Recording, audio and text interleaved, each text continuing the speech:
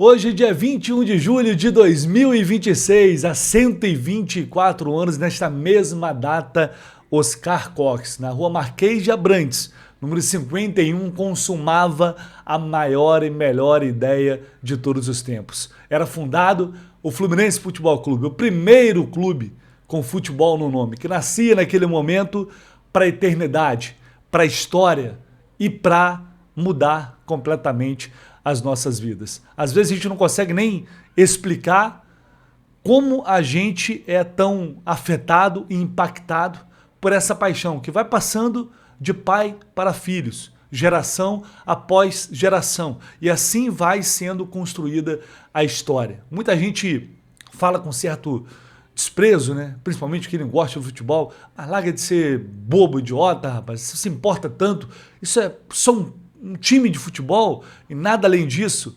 E a gente sabe que não é muito mais do que isso. O Fluminense ele tem a capacidade de mexer, de fortalecer, de deixar a gente mais alegre, mais feliz, uma semana mais feliz, ou de deixar a gente mais triste, de deixar a gente calado, sem querer falar com ninguém.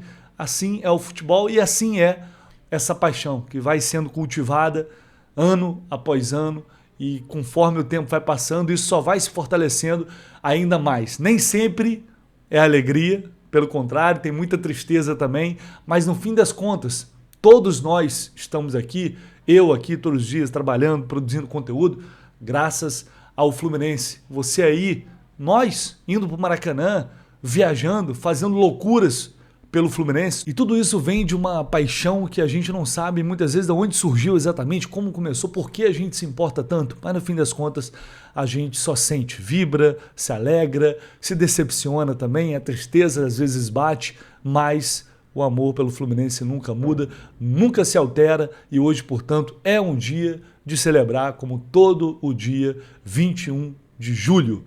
Feliz 124 anos ao Fluminense Futebol Clube e a todos os tricolores.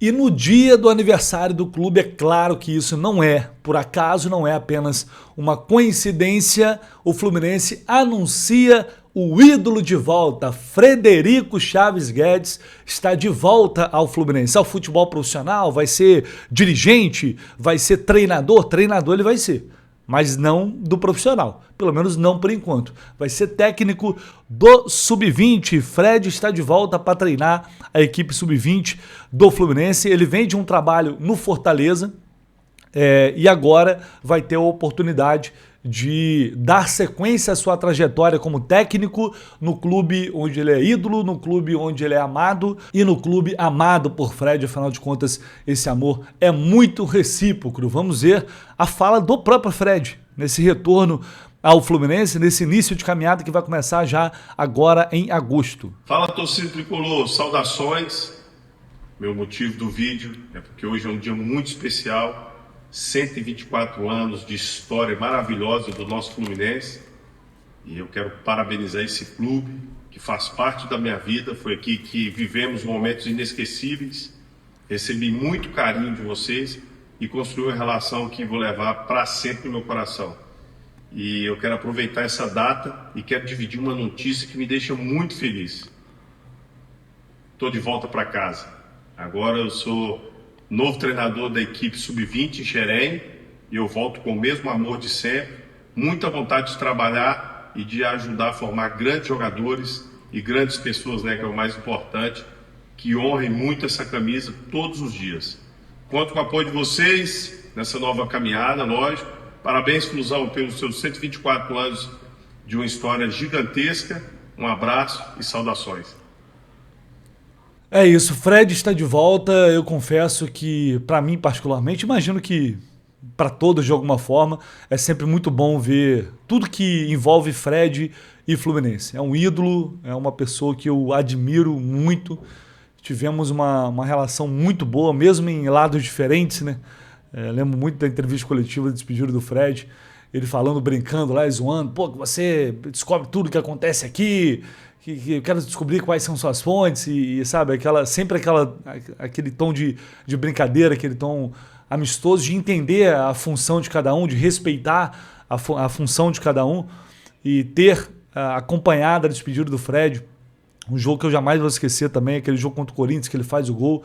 E ainda estava na Rádio Globo e cobri toda aquela volta olímpica, me emocionando ali ao lado do Fred. Foi um momento que eu vou levar para a vida toda. Para a vida toda é para mim, sem dúvida alguma, um dos grandes momentos que eu vivi na minha carreira até hoje. Acompanhar tudo aquilo ali, sabe, não tem explicação. É sempre muito emocionante ver o Fred de volta, iniciando uma nova função como técnico, agora do Sub-20, e a gente vem falando muito desse time do Sub-20 do Fluminense. É uma safra ruim, é um trabalho que vem sendo ruim do Canavan no geral, e o Canavan vai voltar para o Sub-17, a gente vai falar sobre isso agora. Ele assume uma equipe que tem dificuldades, que tem problemas. E já é por si só um grande desafio de cara do Fred. E a gente vai ver já, talvez, a real capacidade dele, depois de um trabalho no Fortaleza, que ele ganhou a Supercopa Capital, um trabalho curto, Sub-17, depois ele vai para o Sub-20 e aí acaba saindo. Agora a gente entende o motivo dessa saída. Uma notícia que surgiu já há um tempo atrás, né? Mas se o clube não confirmava, ninguém confirmava, justamente porque queriam manter esse segredo para revelar no aniversário do clube, assim como foi o retorno dele na outra oportunidade. Queriam manter esse segredo para anunciar hoje como um presente para o torcedor esse retorno do Fred. Então vai ser muito legal acompanhar isso, obviamente vai trazer muito mais olhares para a base sobre o que está acontecendo lá. E, cara, para mim vai ficando um caminho muito natural, né? Muito natural imaginar o Fred, claro, a depender do que vai acontecer a partir de agora, imaginar o Fred como técnico do Fluminense profissional em algum dia, em algum momento. Eu sempre tive muito receio disso, tenho muito receio porque a gente sabe como é o futebol, a gente sabe como é a relação do torcedor com o técnico, principalmente quando esse técnico não vai bem. O Diniz, campeão da Libertadores, a gente viu a forma como ele saiu. Então eu já fico pensando, cara, se o Fred vira técnico do Fluminense em algum momento, imagina a gente ter que criticar o Fred, vaiar o Fred, torcedor na arquibancada. Olha que loucura que seria isso, que coisa horrorosa. Por isso eu preferi nem que acontecesse, sendo bem sincero. Mas, para mim, é um caminho que fica cada vez mais natural. Né? É uma trajetória, vem para cá, já está dentro do clube. Quando for demitir um técnico, vai colocar alguém interino, quem vocês acham que vai ser? Não tem nenhuma dúvida quanto a isso. Até pela relação de máxima amizade que há entre ele, Mário Bittencourt, talvez com o Matheus também, mesmo com o menor tempo de convivência, mas vamos ver o que vai acontecer. Fred está de volta e está aí, portanto, o presente para todo o torcedor do Fluminense. E aí o clube também anunciou as mudanças, né, que vão acontecer em Xerém a partir de agora. Ele se apresenta no dia 3 de agosto para iniciar o trabalho. O Felipe Canavan, que era o técnico do Sub-20, reassume o Sub-17, categoria que ele foi campeão brasileiro e da Copa do Brasil em 2024. Thiago Macedo, atual técnico do Sub-17, foi convidado por Fred para ser um dos seus auxiliares. E com o Fred chegam outros 3 profissionais que passam a integrar a comissão técnica do Sub-20. O auxiliar Bruno Barros, o analista de desempenho Conrado Aguilar e o preparador físico Jefferson Souza, que terá Gabriel Pinho como auxiliar.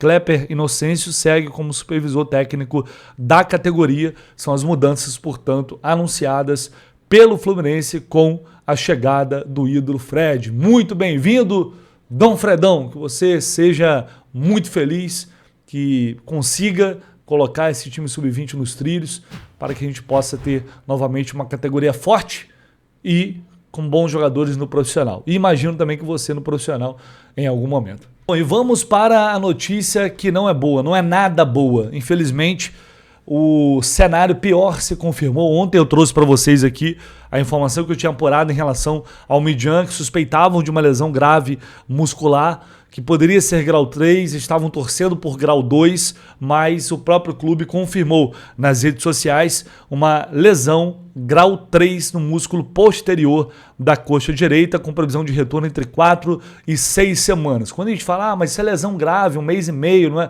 É uma lesão grave muscular, gente. Lesão 3 é considerada uma lesão grave, né? É claro que o tempo de recuperação de uma de uma lesão muscular, né, ao mesmo tempo de uma recuperação de um rompimento de tendão, de uma lesão ligamentar no joelho, é claro, mas colocando em questão aqui lesões musculares, uma lesão grau 3 é uma lesão bem pesada e infelizmente foi essa lesão que o Midjan sofreu. Então tem esse prazo aí de 4 a 6 semanas, pelo menos um mês ele fica fora. A gente sabe que temos filé, então isso sempre pode ser abreviado, sempre tem a chance de voltar antes, mas o Midjan vai perder um momento muito importante da temporada e justamente no momento em que ele ganhava uma chance de ter a sequência como titular, agora principalmente após o retorno do Thiago Silva, que deve estrear no final de semana. E o James, como eu disse, era uma coisa mais leve, mas ainda assim foi constatada uma lesão no adutor da coxa, grau 1, previsão de retorno em 15 dias, uma lesão grau 1, 2 semanas normalmente, o jogador já se recupera e vai voltando. Mas o James, de qualquer forma, já perderia espaço para o Thiago Silva agora. O ponto o Thiago Silva volta no final de semana? Pode ser que sim, a gente não tem certeza ainda, mas ainda assim, não vai ter como o Thiago jogar todos os jogos. É Copa do Brasil, Libertadores, é Brasileiro, é impossível, até porque ele vai acabar se lesionando. Então, a gente vai precisar de todos os jogadores. E é aí que uma lesão sempre causa um problema, apesar de que agora tem o Ignacio ali, fez gol, está confiante. Ele passa a ser essa primeira opção que o Fluminense tem para substituir o Thiago Silva nesse período em que perde James e perde Midjan. E aí a gente naturalmente vai ter Thiago Silva e Freitas juntos. E ano passado eles formaram a melhor dupla do Fluminense. O GE fez um levantamento aqui dos números, foram 38 partidas, 30 gols sofridos, com média inferior a 1 gol por jogo, 0,7. E no momento, só para você ter uma ideia, isso é ano passado, no momento são 37 gols em 2026, com 37 jogos com 39 gols sofridos. A média supera, portanto, 1 gol por jogo. Ao todo eles fizeram juntos nesses 38 jogos, 20 vitórias, 7 empates e 11 derrotas. São os números de Thiago Silva e Freitas juntos. É claro que esses números mais positivos é fruto também da gente ter o Thiago Silva, né? Faz absolutamente toda a diferença. Então, se a gente tem uma forma de amenizar tudo isso, é justamente o retorno dele.